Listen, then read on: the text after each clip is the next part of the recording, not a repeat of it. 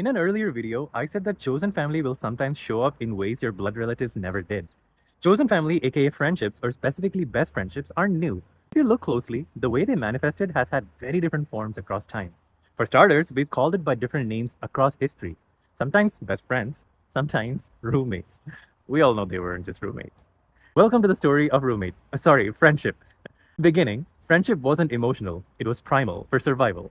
Your best friend was whoever helped you hunt, shared their fire, guarded while you slept, and didn't eat you when the mammoths ran out. That was the original loyalty test. Then came Gilgamesh and Enkidu from ancient Mesopotamia, a king and a wild man whose friendship softened tyranny. Perhaps the first recorded story of emotional growth through connection?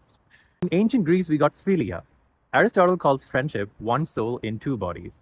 Homer gave us Achilles and Patroclus in the Iliad, whose closeness still fuels essays, think pieces, and Twitter debates. Let's be honest, they had matching armor. That's all it was. Look east. In China, Confucius wrote that friendship was one of the five sacred bonds that kept society stable.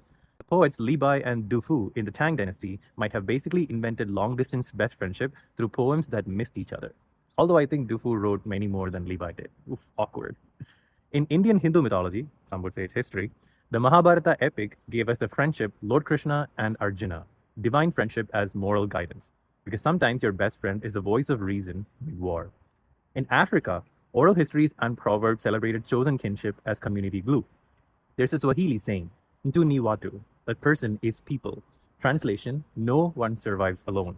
In the Middle Ages in Europe, monks wrote about soul companions, knights forged brotherhood. Throughout history, plenty of letters from devout friends read, let's just say intimate. The Enlightenment gave us philosophical pen pals. Voltaire and Diderot sending essays instead of memes. The 20th century gave us pop culture loyalty. Lucy and Ethel, Joey and Chandler, Frodo and Sam. Codependent, chaotic, timeless. And my personal favorite, Season 1 of Pokemon, when Ash is hugged tight in that cave during the snowstorm by Pikachu, Bulbasaur, Charmander, Squirtle, and Pidgeotto. You will always be my best friend. Cheers me up every time. Now, we have digital soulmates. Group chats, 3 a.m. voice notes, trauma dumps, people who know your entire healing arc without ever meeting you in person. Across cultures and centuries, friendship evolved. From survival strategy to spiritual bond to emotional lifeline. We just keep rebranding the same idea. We need each other. We may have traded spears for screams. Friendship's purpose hasn't changed. To remind us that love doesn't need a single label to be real. Be gentle with yourself. Text your chosen family. You're continuing one of humanity's oldest stories.